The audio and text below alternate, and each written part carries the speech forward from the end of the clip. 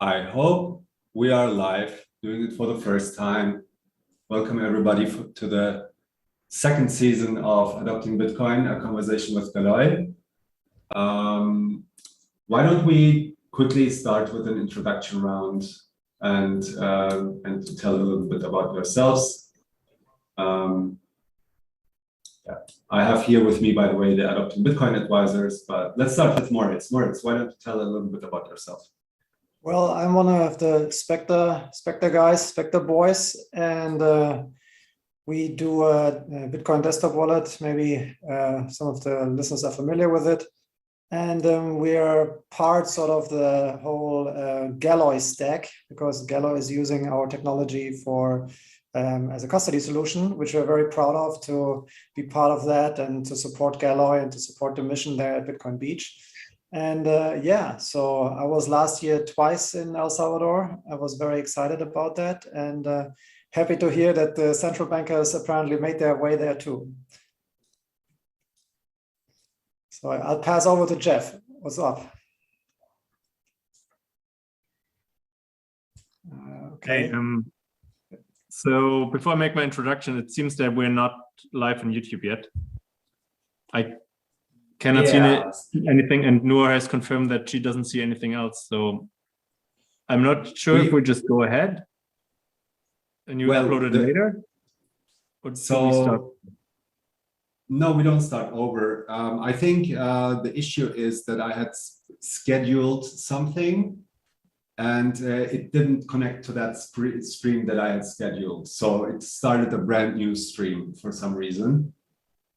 And what are you saying, Moritz? We are on, all good. Yeah, it's working. All right. Yeah. Okay, great. Well, I mean, I'm in here. I don't need to see it.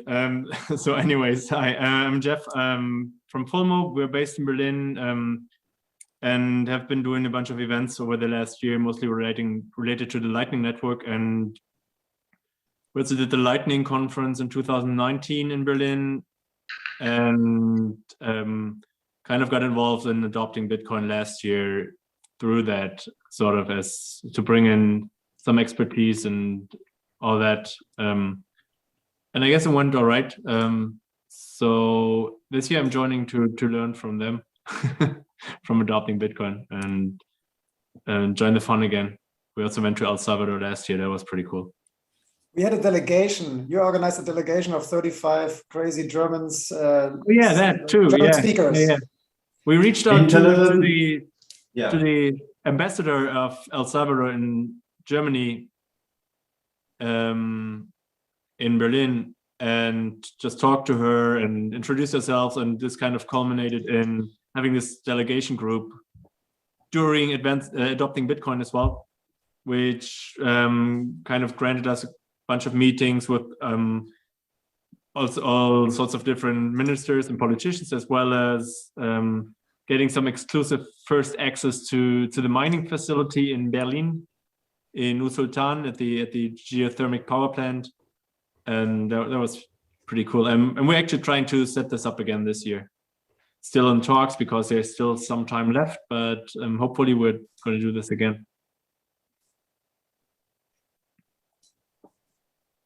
All right, Rodrigo, what's up? Hello, everybody. Happy to be here. Looking forward to welcome you all again to El Salvador in November.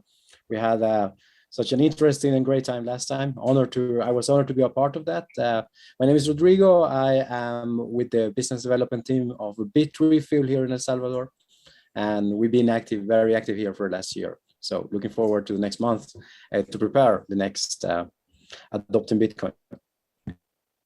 Yeah, and you had a big announcement last year that you can, Bitrefill, your CEO, he announced that you can completely live on Bitcoin now in El Salvador with Bitrefill. Is that true?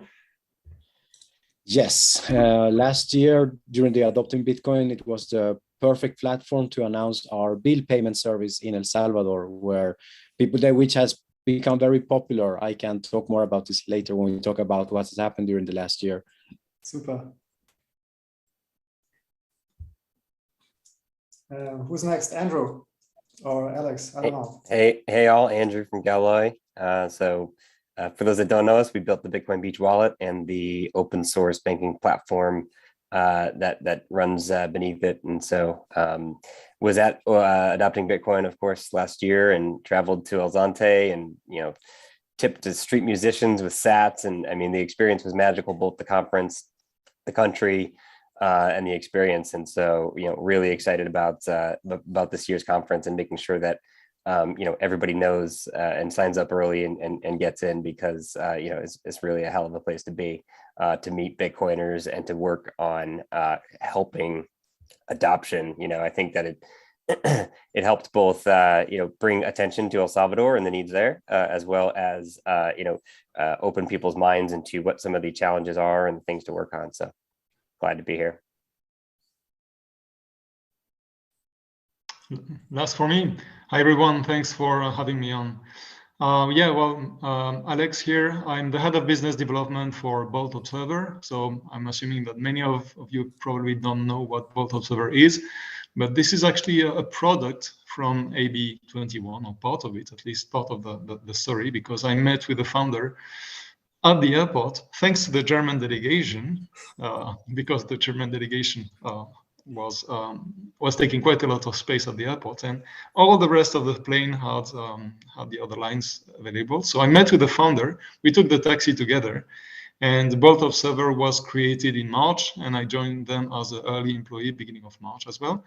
So that's kind of I think the interesting story and the kind of serendipity you can get out of one of the conferences, such as adopting Bitcoin. So this is where the magic happens. I'm really looking forward to get more magic again for adopting Bitcoin 2022. What are you working on with bolt.observer? Can you talk a little about that? Right, yes. Yeah, for sure. Yeah, bolt.observer is basically a platform for monitoring and management of nodes, for professional nodes. And we are trying to develop an entire tooling so that basically every single node operator has everything at hand. No need to go and try to find some tools all over the place, but trying to have all the tools to monitor the reachability, the observability, liquidity management, and a bunch of new things that we are working on at the moment. Building for that hyper-Bitcoinized world with a lot of node runners, sovereign node runners, I see. Yeah, absolutely. Yeah. We need that. We do. Awesome. And we also have Vlad now with us. Hi, Vlad. Can you hear us? Maybe not yet. Let's give him a little bit more of time to acclimatize. So originally, I wanted to talk with you guys a little bit about what's been happening also in El Salvador this week, because as you might have heard on Twitter, it's been quite a hype that Nayib Bukele has been pushing, basically comparing it to the Bretton Woods of Bitcoin in 1945 or something. I don't remember. I think in 1945 Bretton Woods happened, right? 44. With 44. So it was 44 countries that got together in 1944. And to basically, start a new financial world order. And now 2022, it's 42 countries, different ones, coming together in El Salvador to talk about not only, it might have seemed like they came to just talk about Bitcoin, but they also talked about Bitcoin. It was a big part of what's going on. Matter of fact, they're right now in Bitcoin Beach, I heard, and trying to buy pupusas with sats from their Lightning wallets. So, let's maybe postpone that a little bit to later, because we still have the chance of Nicolas and Chimbera and Nor joining us if they make it. It depends probably how much instruction and hand-holding the central bankers need using Bitcoin. So let's save that a little bit for later. And I want to know from you guys, what is your take on the adoption process of El Salvador so far? Most of you have been in El Salvador and at the Adopting Bitcoin conference for the first installation. You've been following it closely. through the media or being even on the ground. I think Rodrigo, you live there, right? Jeff, you spent a long vacation there after the conference and for a couple of weeks. So yeah. So the only guy who was not there is Vlad. Have you been to El Salvador? No, I haven't yet, but okay. I'm here for a reason which concerns helping the people learn how to use Bitcoin non-custodially, and the fact that I have this magazine which I created this year, and I'm having it translated into Spanish, and I might just give it to them so they can print as many copies as they can. Okay, so and you're doing the BTC Takeover Podcast, and together with that, you're now having a print magazine. Yeah, but the podcast is in English, so I'm not sure if it helps them too much. All right. I'm trying to give them something that they can enjoy locally and not have, a learning curve which involves learning a new language. Yeah. Well, that's actually an interesting point, because I think even though there is sure, we need a lot of education in El Salvador, but and most of the education is available in English language. And now we're doing this Adopting Bitcoin conference. Obviously, we're trying to have Spanish talks as well and translate most of the talks into Spanish simultaneously, like we did last year. We're going to do that again. But I would argue or ask you guys, is there maybe also value for the Bitcoiners that are speaking English there as multiplicators, basically, just for a conference, even though it's not directed at the broad population. Most of the conferences are not directed towards the people in the streets, right? They don't really worry about those things that we talk about at the conference. But is it a help to those on the ground that are pushing forward these educational efforts that we're seeing, like Mi Primer Bitcoin, Torogos Dev, that's in cooperation with Chaincode Labs, and all the other initiatives? Or who would you say is the primary beneficiary of Bitcoiners coming to El Salvador? I think, Rodrigo, you're the best to answer. You're the man on the ground, and you're the local. So how you see that? I am the local. I think that what we've been, now that we have more time to plan the program and everything, unlike last year, I think that we have time to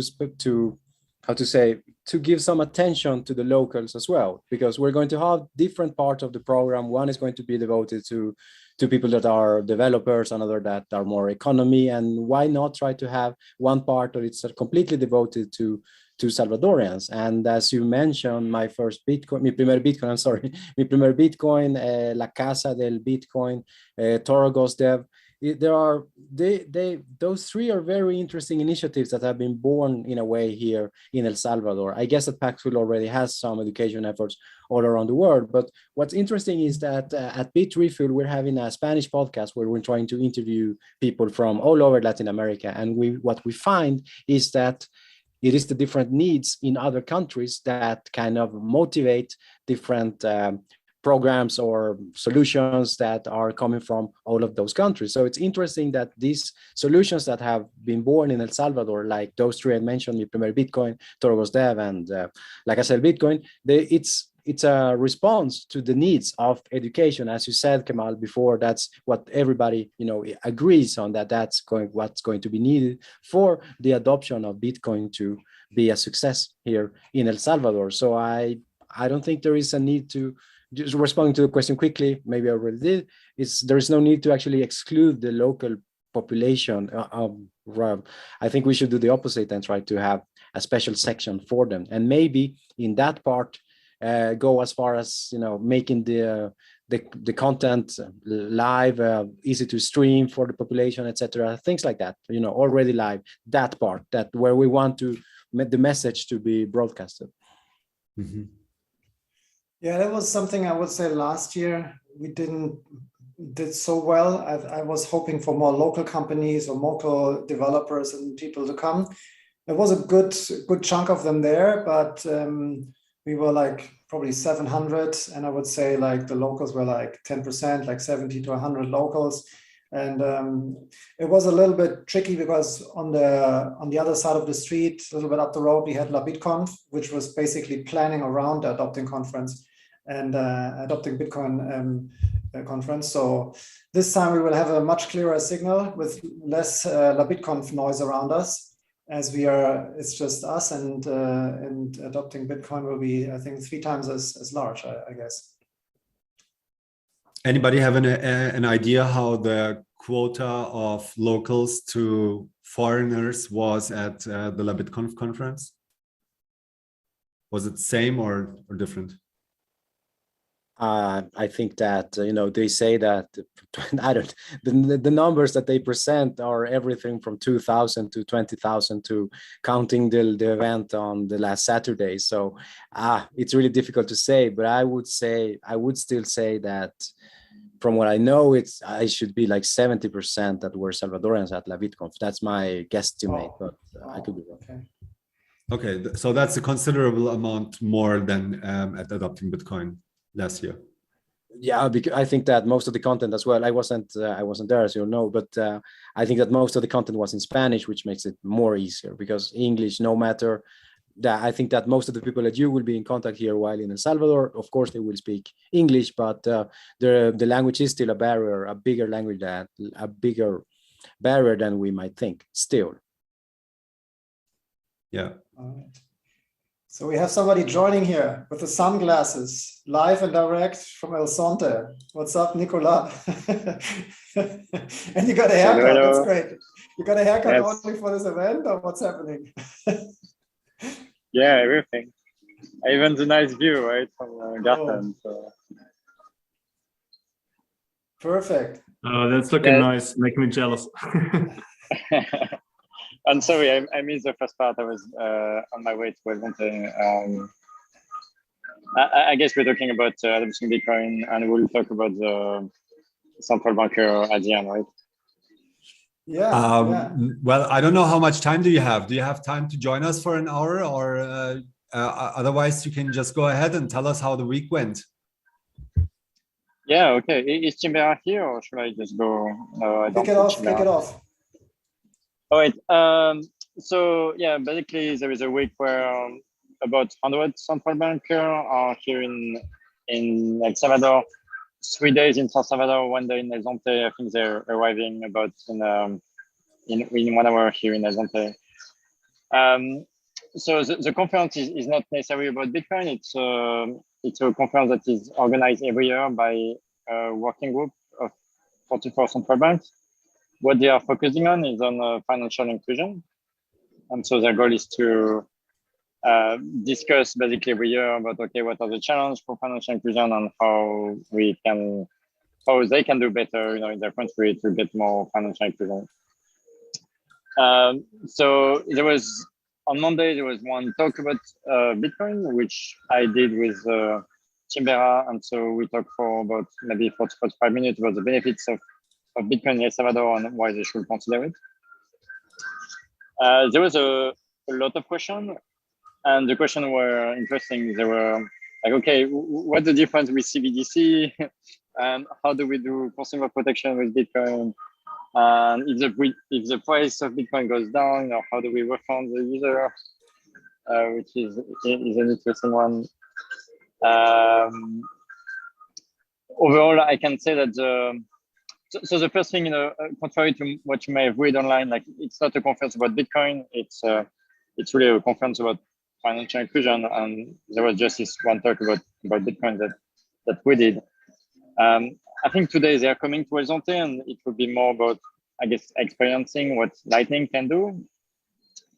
An interesting piece for me, I assisted most of the result talk on Monday, and for every question that was asked, in my mind, the answer was Bitcoin fixes this. But yeah, they've basically no clue about Bitcoin at this point, at least the working group that are coming here. To give you some insight, I think that was interesting. So after the talk, there was a booth where they could try the Bitcoin Beach wallet just to experiment, how Lightning works, basically. And a significant portion of them didn't really know how to install an app on their mobile phone. And so that was a first surprise to me. But if you look at the age, a lot of them are in their 60s and like basically they're not really, I guess, dive into technology much. Another interesting aspect. So after installing the app, basically there is a CAPTCHA to create the account. And also many didn't know how to do the CAPTCHA. So, like you have a slider and you need to move the slider, which someone on our team, asked us, is it human or is it robot? Because usually the robot should be the one that doesn't know how to do the CAPTCHA.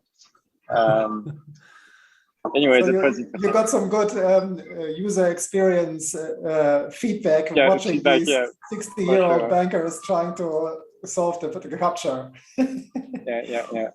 So I want what was the first question after your talk from the audience? I mean, the very first question is, okay, what's the difference between Bitcoin and BTC? And basically, they do not really know the difference, right? And so, yeah, the other question is like, okay, us as a central bank, our role is to do, set interest rate and set policies. Like if we use Bitcoin, what does it mean for us? And, it's a question you can expect. My answer to this question was that, so basically all those central bankers are from developing country, and I guess all of them, if most of them, but probably all of them, their currency is being devaluated against the dollar, and the inflation is probably much higher than the inflation that you will have in the US. And so my first insight was say, if you want to defend your currency and not getting devalued as much, you could start to consider Bitcoin as a reserve asset, and you can allocate a small fraction of your reserve into Bitcoin, and it will eventually help maintain the purchasing power of your currency. So I hope this argument went through some of them at least. I tried to come up with the argument also that adopting Bitcoin is useful to build your energy grid because you have, as a miner, like this is something we will try to push for Central African Republic. The miner may want to come in a regulation that is friendly to Bitcoin, and in a place where you don't have a good electricity grid, it can really help because you can have these miners that are attached to your power plant to get started. It's your first customer for your power plant directly. And so as the grid is built out, then you can switch from using miner to having the population start to use electricity, which in many developing countries, I think will be a valid argument. I don't think this argument really resonates because they really focus on central banking and, energy grid and things like that is something that is foreign to them. And I don't think they really think about it or have anything to say about it, but I at least try to mention it to see if the argument will, maybe lead somewhere. How was the reaction overall by these, is there interest? Are they saying, okay, this is interesting, let's look into it? Or are they like, you are whatever orange coin crazy person and this is just one example here and it's not really working? Like how's the discussion there? So yes, probably they were thinking we were a bit crazy, me and Chimbera, about Bitcoin for sure. Like central bankers are probably some of the most risk-averse people you can think of, I guess. And so our talk was very enthusiastic and about how financial inclusion is working for El Salvador.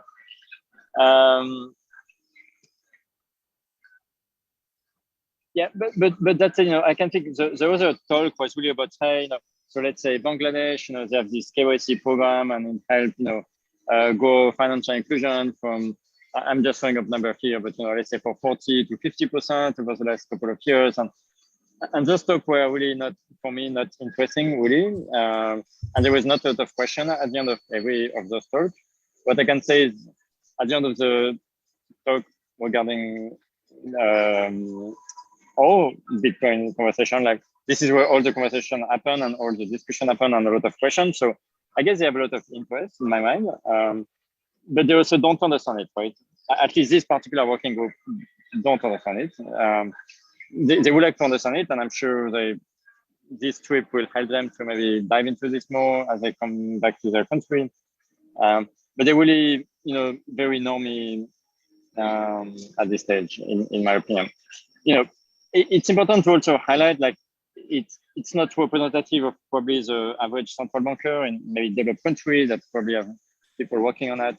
Like, this working group is about financial inclusion, and it's a working group from developing countries. So it's really a subset, a small subset of central banks. All right. So today, Pupusa Day. Keep working on him. Keep working on it. Throw the pupusas and the satoshis at them. Yeah. Yeah, but that's a good experiment. I mean, I didn't expect to, any time in my life, be in front of central banker trying to teach Bitcoin. That was fun for sure.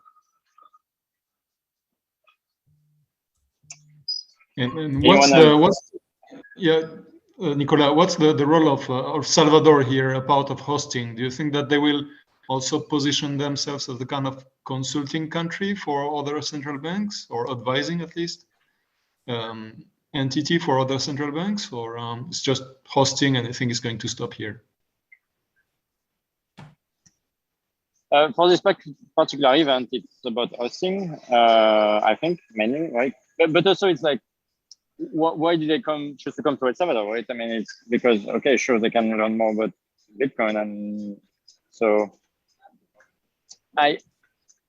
for this particular event, I would say Austin is really the answer, but I believe there will be other countries that are considering this. I'm sure they will want to travel here and meet the government and get insights. Like, this feels obvious to me.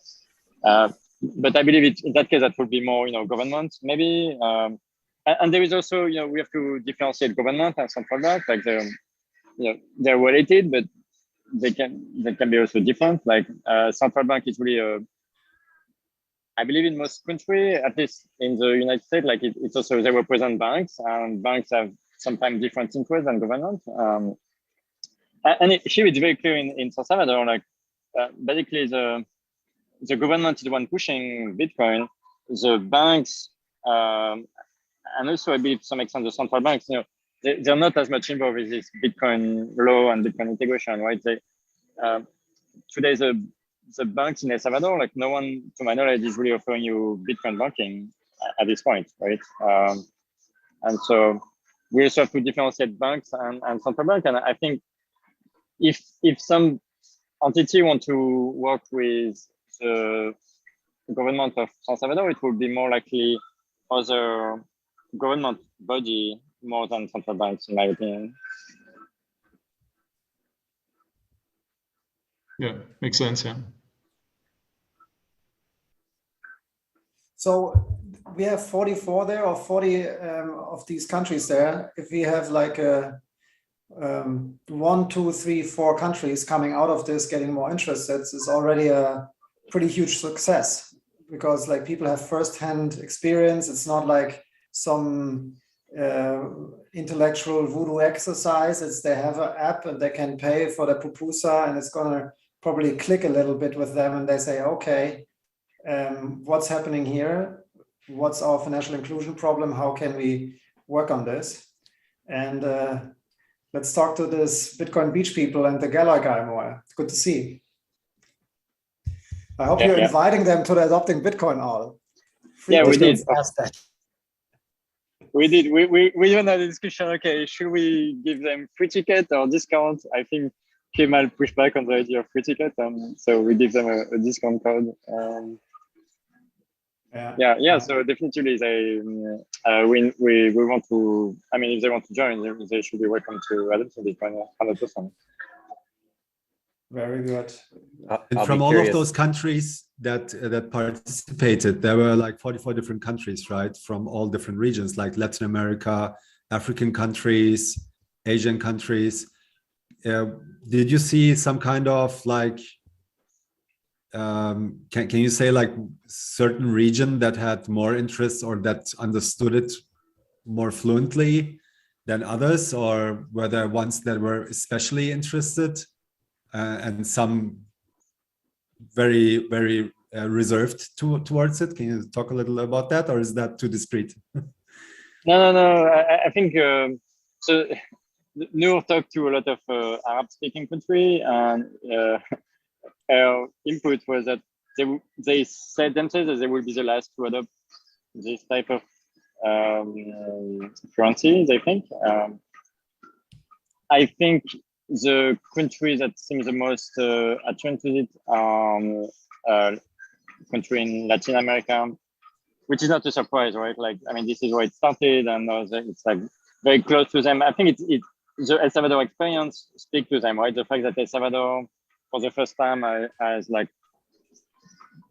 more than 10% increase in GDP, a large increase in tourism. Like, I mean, the neighboring country look at it, right? Like they know about it, they heard about it. It's really present for them, I'm sure. And so they're the ones that are, the more familiar with it. I think Africa, for me, I see a lot of potential with Africa. I talked with multiple also African countries. For them, I believe the El Salvador law and is a bit more foreign to them, because like if you're in somewhere in Africa, you don't necessarily think about El Salvador and talk about it much.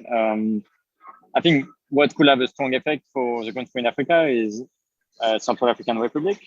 So if this take a similar path compared to El Salvador, and like there is a lot of positive things happening there in the next year or a couple of years, I'm sure it will generate a lot of interest from other African countries, and they will want to maybe replicate it or go a similar path.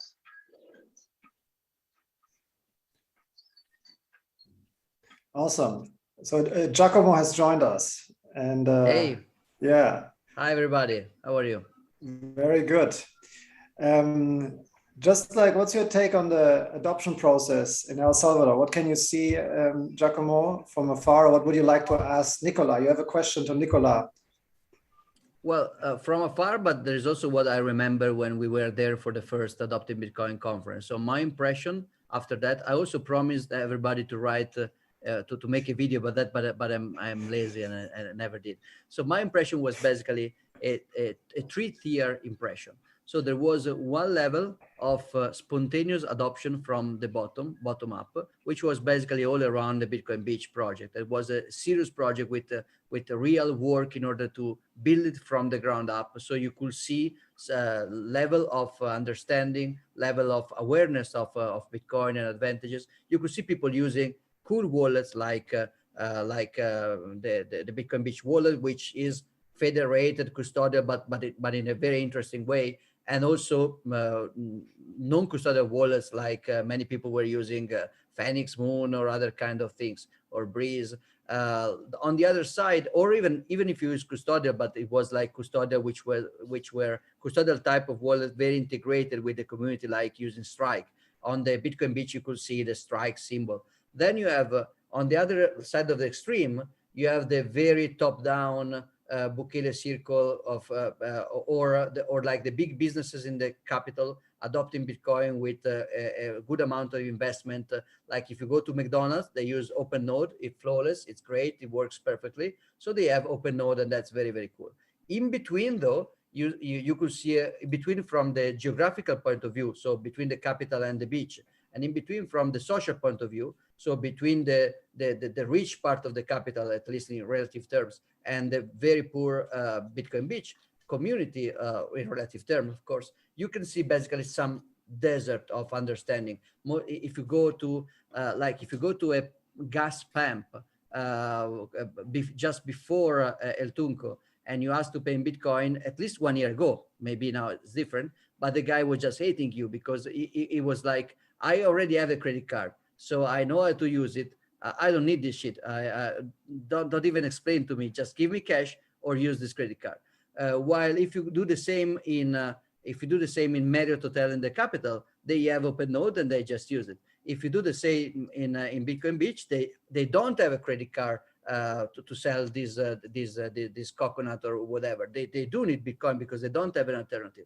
So I think that it would not be trivial, or maybe it's getting better, but it was not trivial back then to bridge the place where the top-down influence of the government worked fine and the place where the bottom-up spontaneous initiative of Bitcoin Beach was growing, and was leaving something in between. But I think it's for us to try to fill it, and I'm looking forward to go back there to see how it evolved and how it's still like that or not.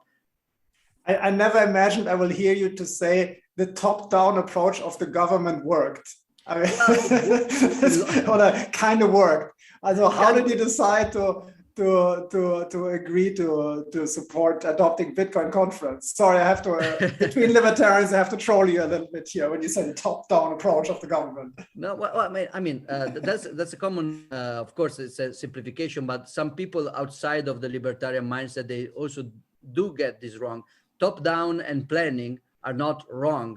The point is, who is central planning for who? So when you open a business, you are a central planner of your business. You have a top-down approach because you have to hire people. It's okay to have top-down plans on reality. The point is the scope. If you plan on your property and you have skin in the game and you are the one suffering the consequence of a bad plan, the plan can work and scale. You can create an empire, business empire, of course. You can create, you can be a visionary entrepreneur. You can create something big. If you plan with other people paying the consequences of your mistake, then everything becomes bad very, very, very fast. In this case, we have like something in the mix. A government is a bad version of central planning for sure, and I think that's well represented in the quality of the wallet Chivo. That is probably objectively the worst part of the El Salvador experiment. Chivo, when I was there, it was a nightmare. It was basically showing only a fiat interface, so it doesn't represent the value of Bitcoin as an alternative to the fiat inflation and the fiat dominion and the fiat colonization. So it just shows US dollar, and then you have to use this very ugly UX in order to get Bitcoin. And this Bitcoin part was only on chain, and you need to do something crazy from the UX point of view in order to get Lightning, which was heavily promoted as, Lightning as payment network. And if you got Lightning, a good amount of the time it was failing because of they told me later it was because most of it was built in a rush because the president said, let's do it. And so there was a lot of mess, a lot of chaos, and they had to deliver. And even when the Lightning transaction was succeeding, still people were basically locked in a custodian system with zero privacy, because in order to get people this incentive of $30, they had to implement KYC stuff. So even if you go through the hell of Chivo and you arrive to something that can be similar to Lightning, you still don't get it because you're not on Lightning, you're not private, you don't have privacy, you don't have custodianship, full custody of your stuff. So I think that the failure of central planning was evident in Chivo.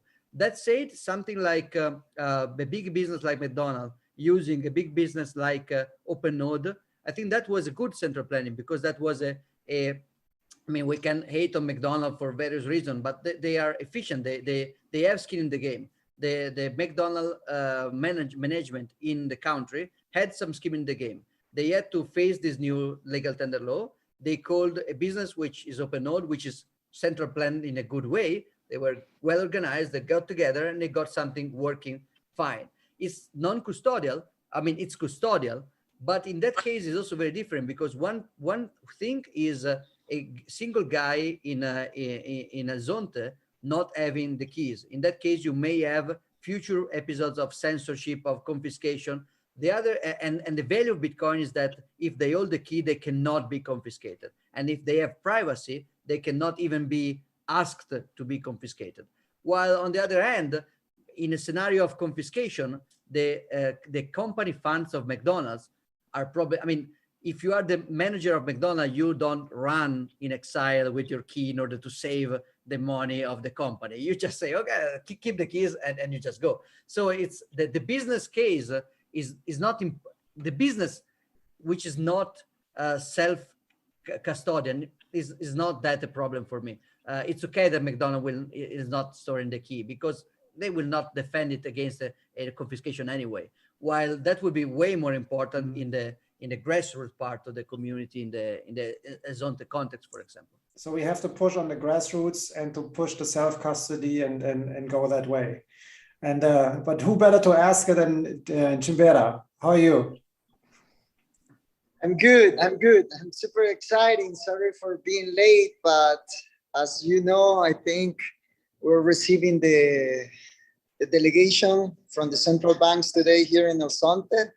So we are preparing a little bit, for this event, because it's exciting that they will test and they will see how Lightning Network work in real actions, So I don't know, I'm super excited about it, and we'll post some pictures later. So we're working on this today. So I'm really sorry to be late. No worries. Great to have you on.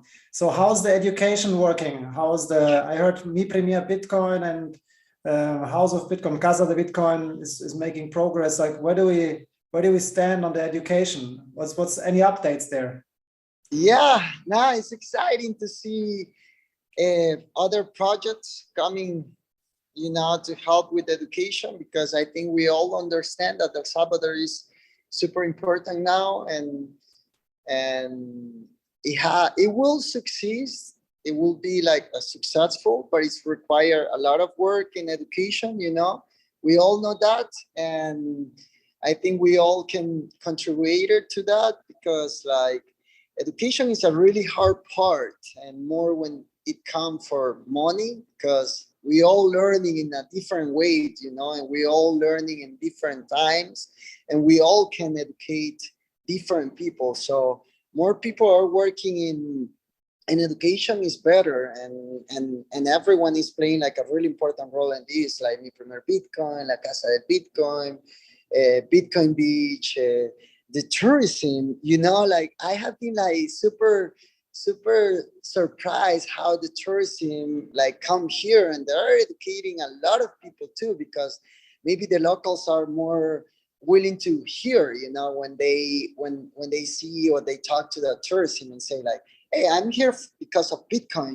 Bitcoin changed my life. I do everything in Bitcoin. They're like, wait a minute, like he's traveling here and his life have been changing about Bitcoin. So they're kind of more open also to listen what they're saying. And like I say, like education is exciting. It's hard, but it's where you connecting with people and you understanding like the problems and the solution that Bitcoin is bringing to all of them. So it's beautiful. It's beautiful. We see you having a big smile and you're very excited for this day. So I can understand you very well. Okay, and he's off, I guess. But Vlad, you haven't been to El Salvador, and nevertheless, you sort of decided to support the Adopting Bitcoin conference. How did you come to this decision to take the jump and be on this sort of advisory board here? Yeah. Hi. So I created a magazine which is free and open source. Anyone can download it from GitHub and can print as many copies as they want. And tomorrow I'm gonna be in Prague at Pizza Day, and they're also creating their own version of the magazine because it's open source, and they're gonna have their own cover and they're gonna sell it at the event, which I think is really cool. And I envision something similar but in Spanish for the locals from El Salvador. And not just them, but the entire Latin America and Spanish-speaking world, because it's a huge world out there outside of this English bubble. And I think that part of the adoption and education needs to happen in their own language. There needs to be no barrier with their entry. They need to figure out how everything works without having any kind of hurdles. And I have a guy who already translated like 80% of my articles. His name is Roberto Scott. He's from Argentina, and I'm very grateful for his efforts. And all I have to do right now is just take that text and pay someone to put it on top of the graphics. And after that, we can proceed to printing magazines, making them go burr, and onboarding as many people as possible with the right kind of education to become sovereign with their own money.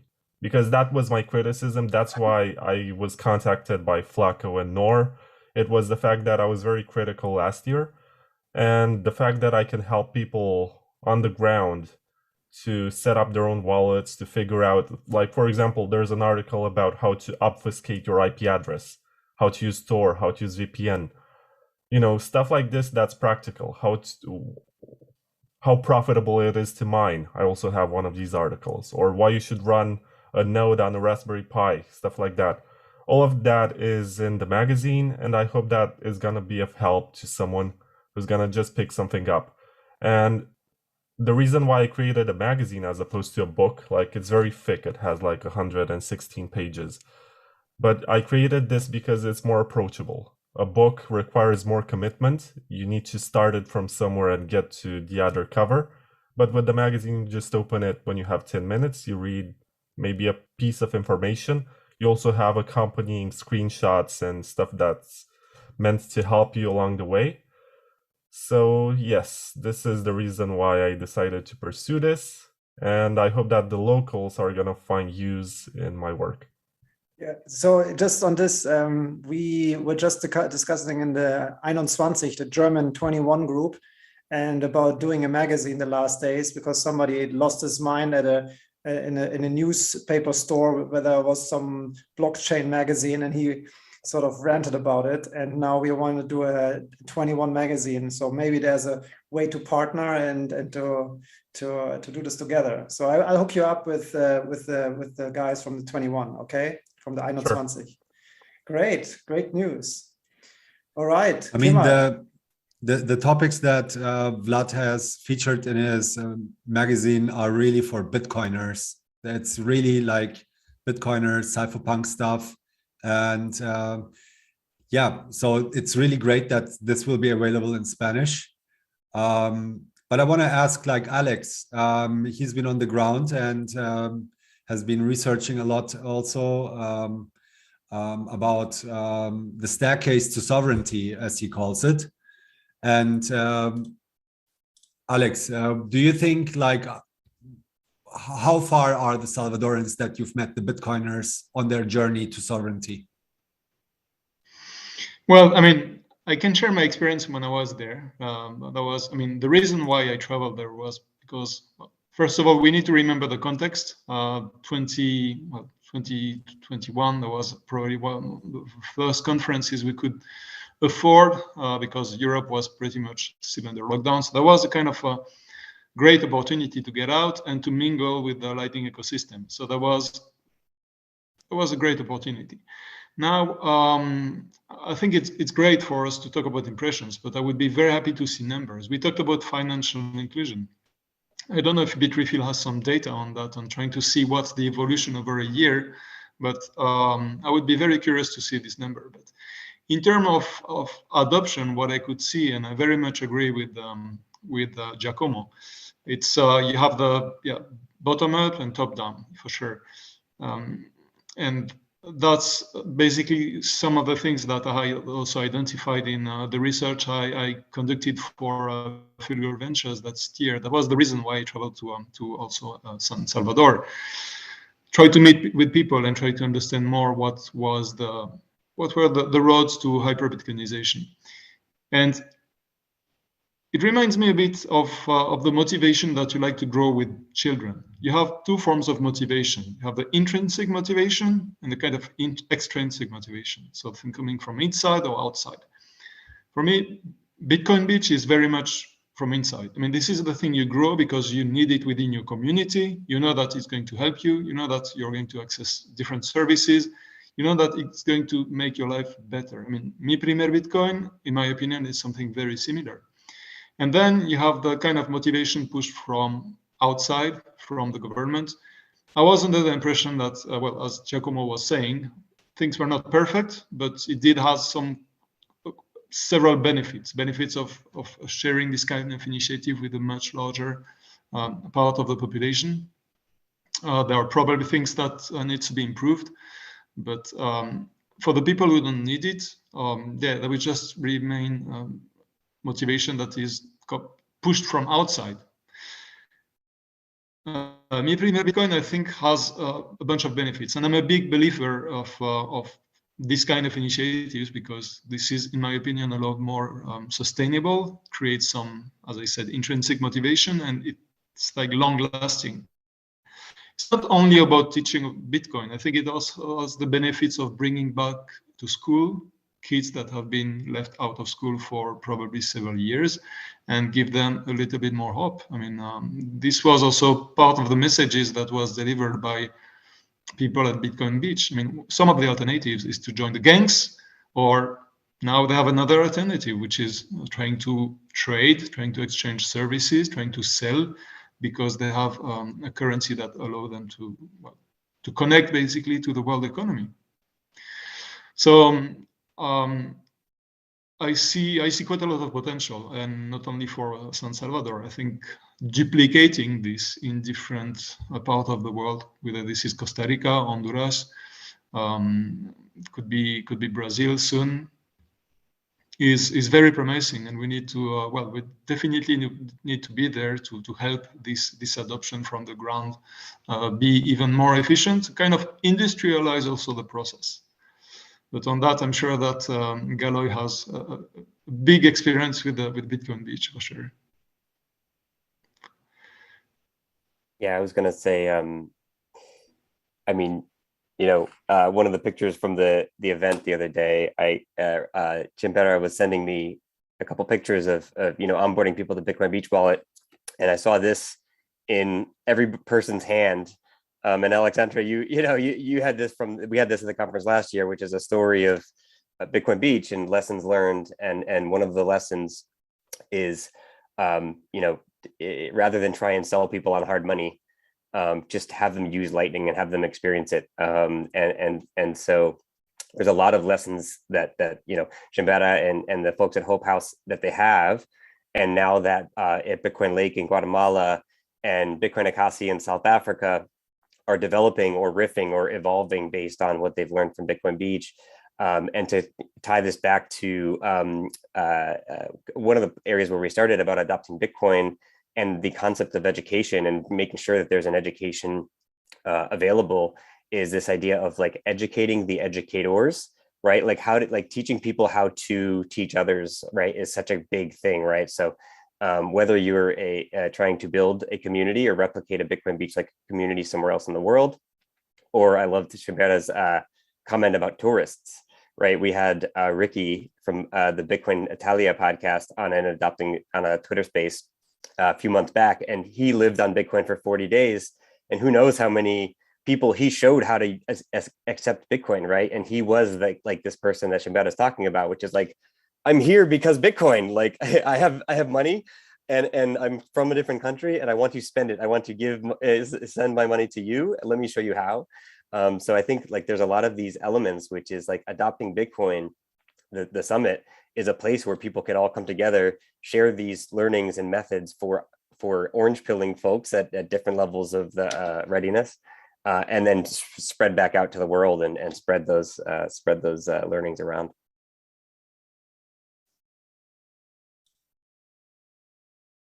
Yeah, absolutely.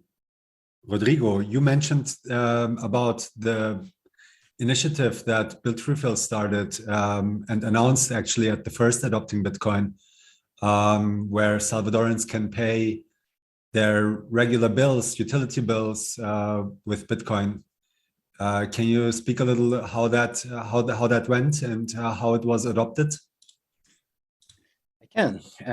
It has been a great success, actually. We've had a 100% growth in volume each month. So so it's 10 relevant number because the first month was not that big, but still it has been a great experience for Bitrefill, because we have also launched that service in the US right now. So El Salvador was an important ground to be able to test how the reception of this. And as you all know, the adoption of Bitcoin in itself is going kind of slowly in El Salvador. We don't know about a percentage, but this is a little, this kind of exceeds the adoption itself. So it was great for us to see that such a product had such a great reception here in El Salvador. Can you explain quickly, like what kind of bills were Yes. users able to pay with that service? Yeah, we have around 150 products that you can pay. It's everything from your water bill to your telephone bill to your cable bill to paying your credit card bills. We had electricity a little while, but now it has been, well, electricity as well.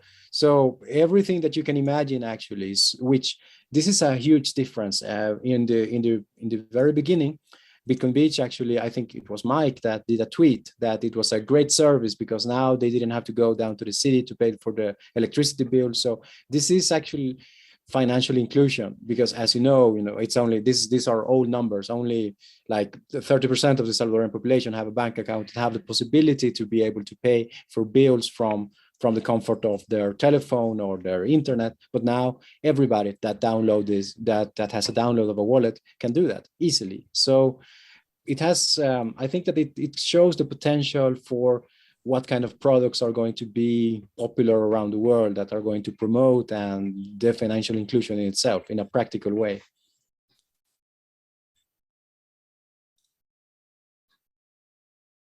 So in this sense, like El Salvador is a really important sandbox where like companies like Bitrefill can go and roll this out on a significant size of 6 million people living there, or OpenNode can work with McDonald's and just see, okay, how do we work with these big companies? What are the needs? And with this experience, you can then go back to the US or go to other places where you can really scale this up and have the experience from El Salvador to bring it elsewhere, no? Exactly. We're going to roll out this service in the whole of Latin America to, well, the US first, where it's already there. But then comes Latin America and then the rest of the world. So it's extremely interesting for us. It has been a great experience to see this and how it has developed, and the reception, as said, it has been the growth, as said, has exceeded our expectations by far. And for us, we are extremely happy that we could launch it at the Adopting Bitcoin 2021. It was the perfect setting for it. Yeah. I want to ask, like, when Nayib Bukele announced this, and where were you personally? Like, were you at home? Were you traveling? What was the situation like, and what do you think? Personally, it was a Saturday. I know those of you who have been to El Salvador, I'm sure you have been to Pollo Campero. So I was at Pollo Campero in La Gran Via having a big it's like kind of a Kentucky Fried Chicken, and I just stuffed the chicken in my mouth, and it was fantastic. I understood what it would mean, but even so, what has happened after that has far exceeded everything that I could imagine. Actually, the response it has had.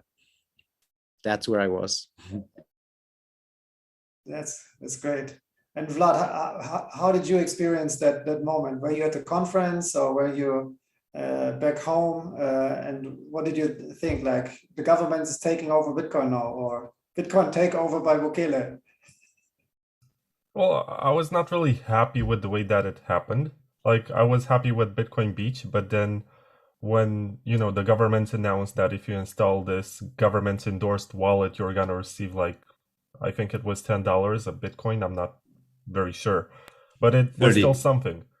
And yes, 30 to the average person, I guess that's a very nice amount of money. And I wasn't even sure how it works. Like, is it really the kind of wallet which lets you withdraw to another wallet, or is it just on some government balance sheet, some Excel, where you only transfer? And this only fuels my motivation to provide some education materials for the people on the ground, so that they can figure out why they should switch from that government wallet and why it makes sense to preserve their privacy. Because all of this is new and exciting, but at the same time, you want to protect your privacy not just against your government, but against your neighbors and against anyone who can figure out how much money you have. And that's a very bad kind of scenario. Most of the times, it's a good idea to not tell anyone how much money you have. And when it's all open, like, not necessarily on Lightning, but even that is observable with some network analysis. And it's kind of ironic to me, and this is like a side note, but all of these companies at the Miami conference started saying, yeah, we're going to adopt Bitcoin, but they waited for Chainalysis to announce that they know how to, surveil the Lightning Network before they announced any kind of support for it. So to me as a Bitcoiner, it kind of hurts, and it only wants me to push and help others figure out their way out. So Naive Bukele triggered you. Very good. I like triggered Vlad. And Kemal and Andrew, you weren't working with Bitcoin Beach or Galloy at the time. So how has your life changed quite a lot with this announcement, hasn't it? Yeah. Oh my God. It's been crazy. Yeah. I'm sorry, Kamal. I just say, I showed my wife. I was like, to my wife, I was like, the Leonardo DiCaprio meme where he's like smoking the cigarette, pointing at the TV. I was like, you've got to watch this video, and watching that announcement, and it was impactful. And I think it was that, but also Jack Dorsey. Jack Dorsey's talk at the conference, I thought was really interesting as well. I was working in the fiat world at the time, so it actually that conference actually kicked me right out, and I was like, all right, I have to get in this. I'm leaving behind the old world, and I'm going to help support Bitcoin adoption. So sorry, Kamal, go ahead. No, that was great. I mean, it was very similar to with me. I don't actually remember where I was.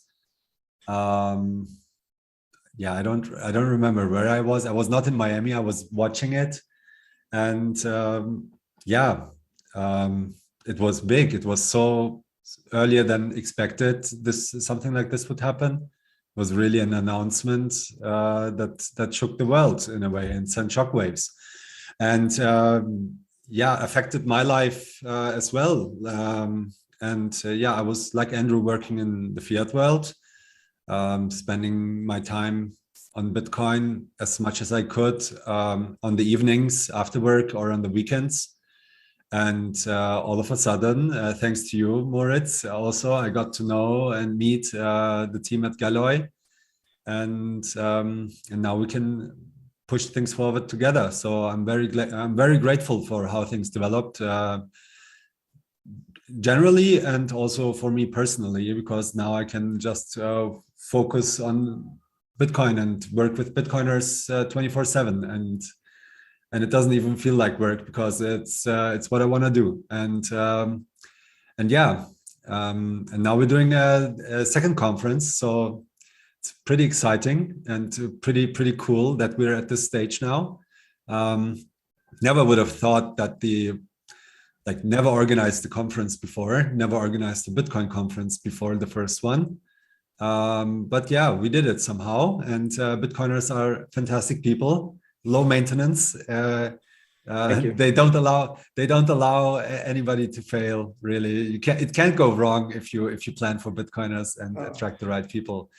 So that was really cool. Obviously, the conference itself, we were very worried in advance how it would go. There was so much FUD. We've never been to El Salvador. Security concerns, COVID travel concerns, and you name it. I mean, you know how it's been in the last 2 years. I'm glad that we now have a reference, and the COVID madness is ending, so travel should be a little easier, hopefully.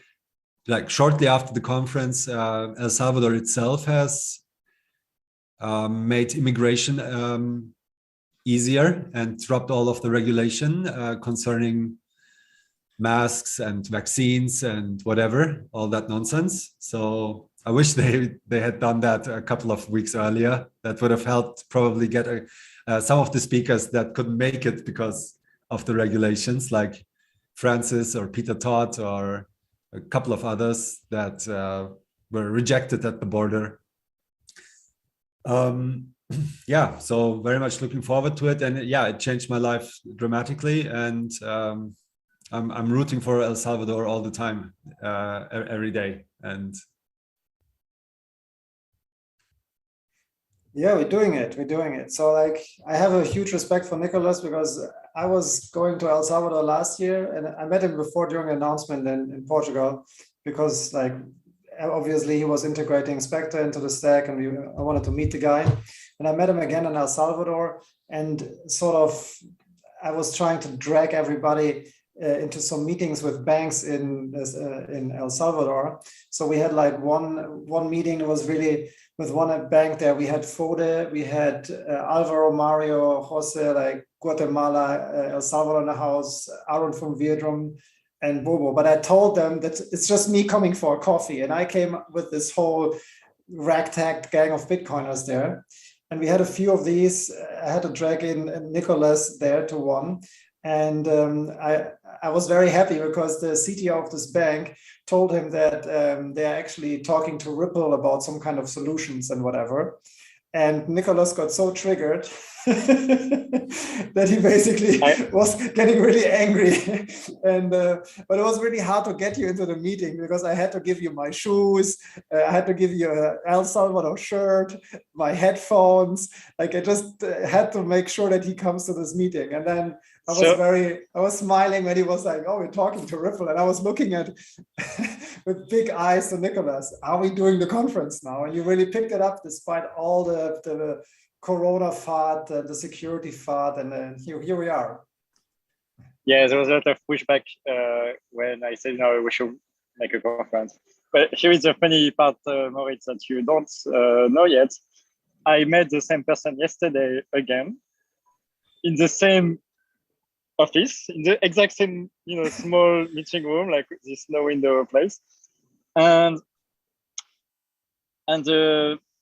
they still don't get that they have to integrate Lightning. It seems. I mean, I'm pushing for it, but they have integrated the Creo custody solution, and so right now they're like, they don't even know if on their wallet that they want to do Lightning will be here, and I was saying yesterday to them, like, if you don't integrate Lightning, what are you doing? Like, I mean, every wallet in the country, is focused on that. Like, you have to integrate it. And so I guess it's a good reason to make a second conference, invite him back because he didn't get it the first time, it seems. So.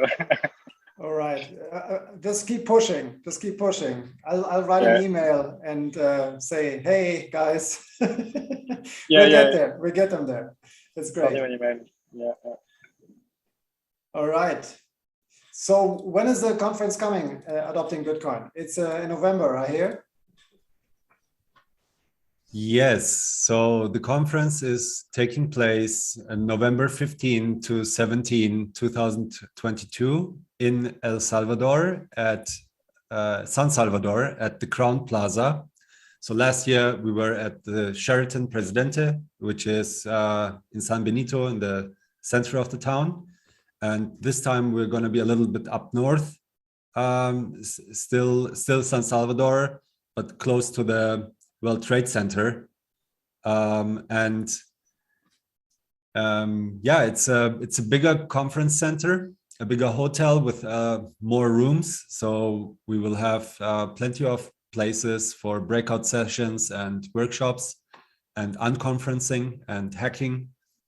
So it's going to be like an integrated sort of Lightning, Bitcoin, Liquid, whatever hack day there. And we have like for all the devs, it's also very like dev friendly and focused because we have, I think, one dev track, but you also have like one Lightning hack day, like a hack day room. Or how's that structured? Yeah, it's like the basic structure is like last year. So it's a technical track called the dev track, and a non-technical track called the econ track. And then we have the hack space. And this year we're gonna have the hack space part, which was basically an unconference where people could just on the spot propose sessions that they want to give or take or offer, and put it just on a whiteboard and propose a session and ask who's going to participate. So that element will be back, but we will also like have like workshops like for smaller audiences of 30 to 40 people according to special interests. So people can really focus on certain topics for 90 minutes, be it technical or non-technical.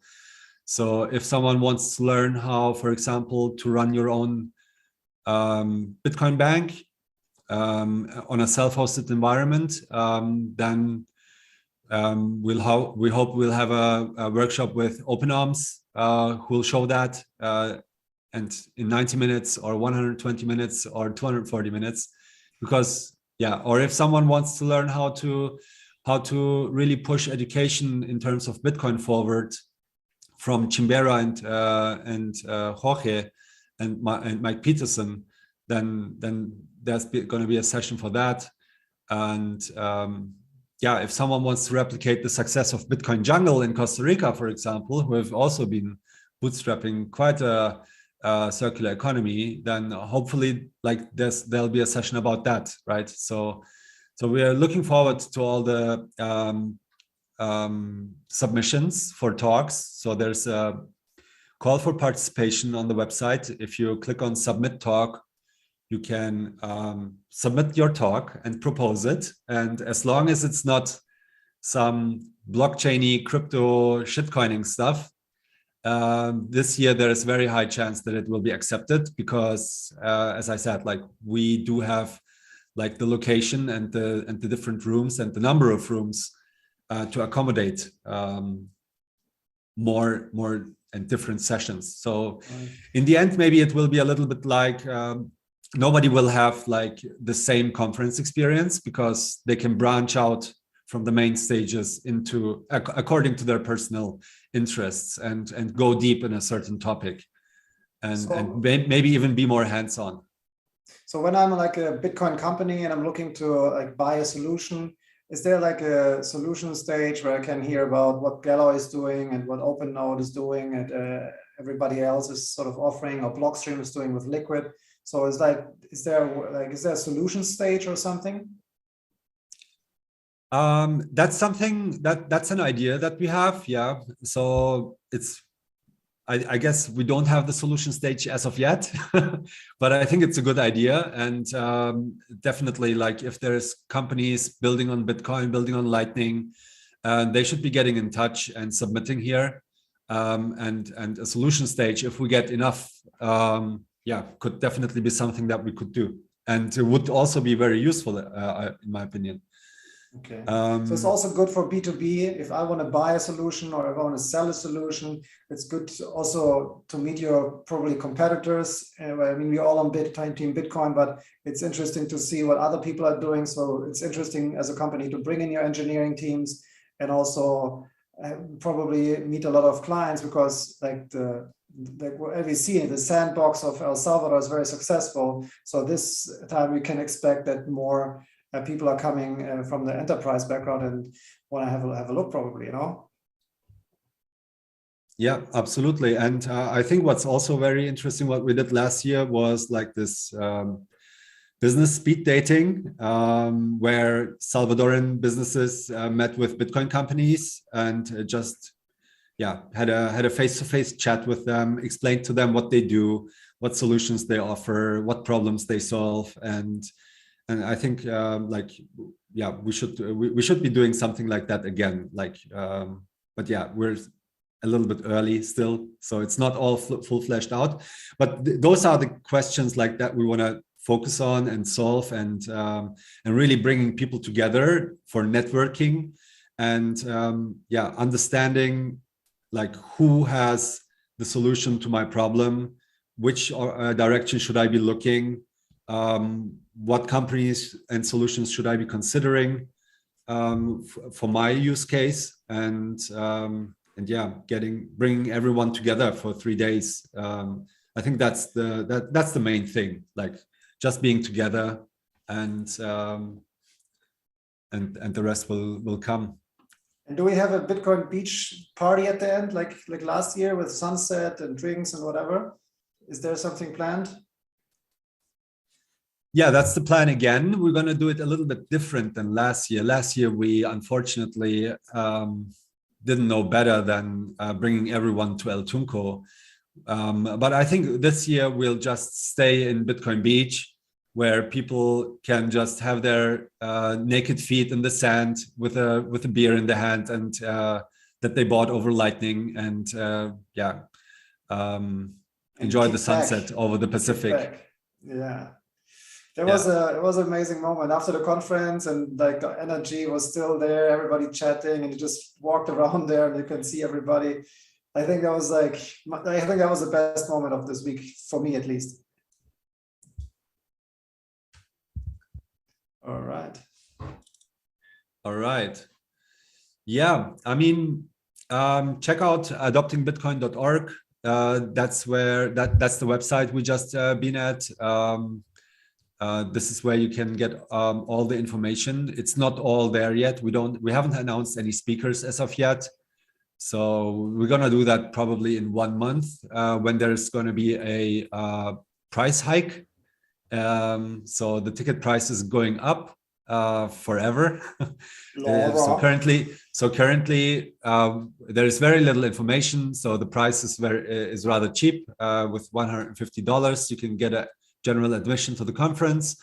And starting on June 15th, the price will go up to $225. And yeah, it will continue like that until the end, until the conference starts. And yeah, I think that's it. Let's do it. Go. All righty, guys. So are we doing another call like this in the future to give an update on what's the planning and stuff? Yeah, I think we should. Like, first of all, thanks that you all guys found the time to join, and also thanks for agreeing to advise us and to keep us honest while Nor and I put the conference together. So we're gonna leverage. You just call me for crazy ideas. That's okay. Exactly. Oh my God, Moritz has a crazy idea again. No, I think we should do this when we have a little bit more information. Maybe after the price jump, or maybe a little later, when we have a couple of speakers and we have a little bit more to tell about how the conference experience will be. And yeah, until then, stay safe, everyone. Chill adoptingbitcoin.org. Bring your friends, bring your family. El Salvador is a beautiful country, and yeah, if Bitcoiners don't come, then and make it a success, who will? Like, it's not going to happen without us. I don't know. I don't want to go so far, but yeah, I also don't want to leave the vacuum to people like, I don't know, Brock and Roger Ver and all these clowns, you know. So true. All right. Thanks a lot for joining today. So that was our first episode of Adopting Bitcoin, a conversation with Galloy, and of the season 2. And yeah, hope to see you guys soon. We'll be in touch. All right. Thanks all. Bye-bye. Cheers.